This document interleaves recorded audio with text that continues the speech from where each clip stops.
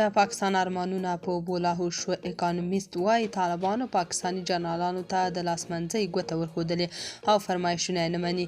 تاسو څنګه نو جزئیات همدلته وګورئ او چینل هم سبسکرایب کړئ. اکانومیست مجلې په یو راپور کې لیکلي چې افغان طالبانو د ټي ټي پي د بریدونو د مخنیوي په برخه کې د پاکستان په پرله پسې غوښتنو سترګې پټې کړې دي. د راپور له مخې طالبانو تل پاکستاني جنرالانو ته د لاسمنځۍ ګوته ورښودلې. د امریکا د سولې انسټیټیوټ یو څېړونکي ویلي چې پاکستان د طالبانو په ملاتړ کې ناسمه محاسبه کړې وه. د پاکستان د پوځ مشر جنرال عاصم منیر تېره میاشت وویل دوی زموږ خبره نه اوري.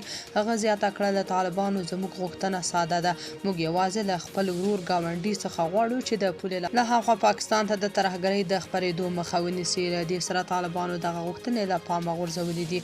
د تېرې دسمبر په میاشت کې د تحریک طالبان پاکستان لخوا په ډیورنډ فرضي کرښه برید کې 14 پاکستاني پوځیان ووژل شول.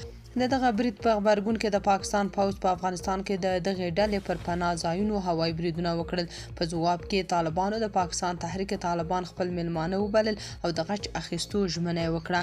د پاکستان له برید سمدستي وروسته طالبانو د دغه هیواد پر سرحدي ځواکونو برید وکړ. د پاکستان د سولې د مطالعاتو د انسټیټیوټ د راپور له مخې په 2023 کال کې په دغه هیواد کې شاوخوا 1521 ترهګریز بریدونه شوي چې د تیر کال په پرتله 80% زیاتوالی ښیي. په دغه بریدونو کې لږ تر لږه 2000 کسان وژل شوي او ټپیان شوي دي.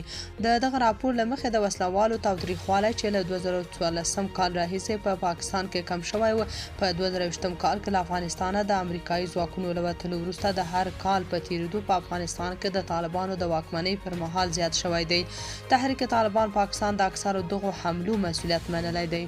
پاکستاني چارواکي اټکل کوي چې د تحریک طالبان پاکستان شاوخوا 10,000 جنګیالي د دواړو هیوادونو ترمنځ د ډیورنډ فرضي کرښې ته نږدې سیمو کې فعال دي.